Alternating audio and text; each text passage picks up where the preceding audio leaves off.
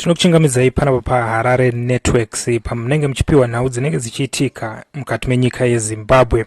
Tinotenda nokusarudza kwamaita TV yedu kuitira kuti munge muchinzwa nhau dziri kutaurika mukati menyika yeZimbabwe. Right, kune dzimwe nyaya dziri kupisa dzatiri kuona isusu kuti nyika yeZimbabwe iri pakurwisana neConstitutional Amendment Bill number 3 rakanzi iro nebato reZanu-PF riri kudairo kuunzwa mukati menyika yeZimbabwe.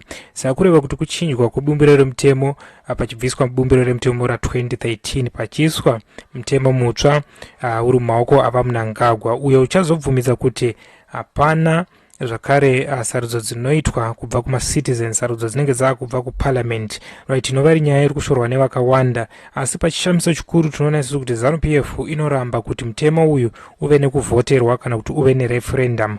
Asi naizvozvo nhasi pari kunzi ipo pane chikwata chemilitary inova regroup of retired military pamwe chete nema-war vet vari kunzi ivo vafaila mapepa, uyezvewo mapepa aya ari kudedzera kuti isai referendum patable ikodzero dzevanhu kuti vange vachivhota. Bumbiro renyu harisi kuzobudiswa kana pasina referendum. Inova iri nyaya yatavese takatakura pano paHarare Networks pamunenge muchibata nyaya dzinenge dzichiitika. Tinotenda nokusarudza kwamaita our YouTube channel, yes, kuita kuti munge muchinzwa. Keep on support our YouTube channel.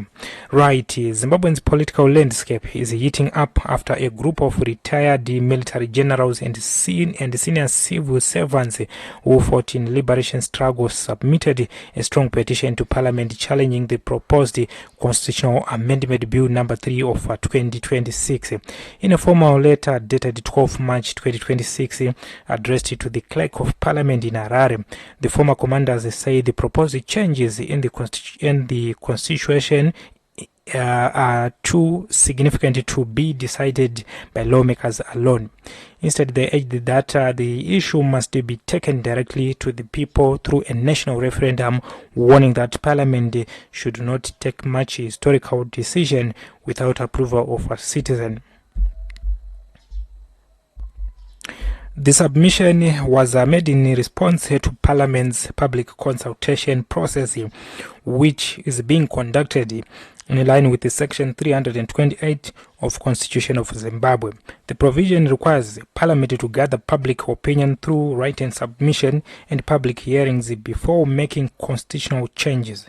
In their message, the retired liberation fighters emphasized that they are not opposing the ruling party Zanu-PF but speaking out as veterans who sacrificed their lives during the struggle for Zimbabwe's independence. They say the liberation struggle was fought with the promise that Zimbabwe would one day govern themselves and decide the future of their country. According to the retired generals, that promise could be undermined if major constitutional changes are pushed through without direct consultation without direct consulting the people. The proposed bill has already sparked intense debate within political cycles, with the critics suggesting that it could reshape key governance structures during the administration of Emmerson Mnangagwa. By demanding a referendum, the retired commanders are effectively calling for the people of Zimbabwe to be given the final say on whether the constitutional amendment should proceed.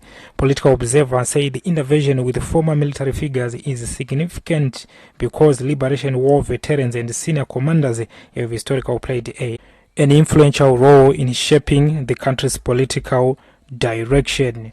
Their involvement could deepen debate within the political establishment and across the country over the future of Zimbabwe's constitution. For now, attention turns to Parliament as Zimbabwe wait to see whether lawmakers will proceed with the bill or allow people to decide through a national referendum. Stay tuned for more news. Muripo pana pa Harare Networks. Tinotenda susino kusaruza kwa maita YouTube channel yedu.